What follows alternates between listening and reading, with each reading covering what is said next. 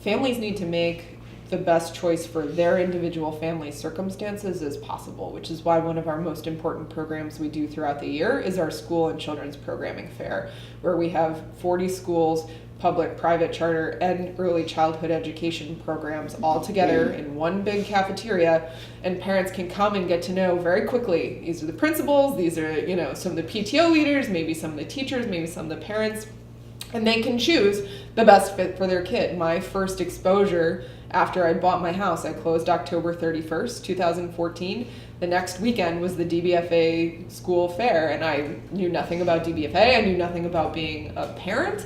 I still had a very, very small child, and I walked around the fair. A friend had said, oh, there's this group, and they do this thing with the schools. And so I had my little, bologna loaf of a child strapped to my chest, and I went and met all these principals, and my child, as we now speak, is at school in one of the programs that I met that day. We don't stack rank the public schools versus the privates. That's on the grass roots. The grass tops, however, we don't go to the city and advocate for the private schools to have scholarship funds. We think it's important for people to be able to make the choice to go to private school, and if there's voucher systems or whatever at the state level being proposed, we're not going to block any of those things.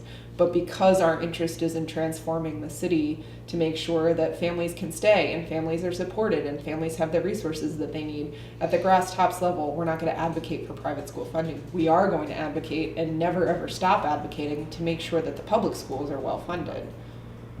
I don't see that in any way in conflict with saying at the city and state level, we want to make sure that our public school system is well funded and that our school buildings aren't falling down and that our kids have the opportunity to go to schools where if they, want to drink out of the water fountain or wash their hands, they can do so without feeling like they're in a third world country.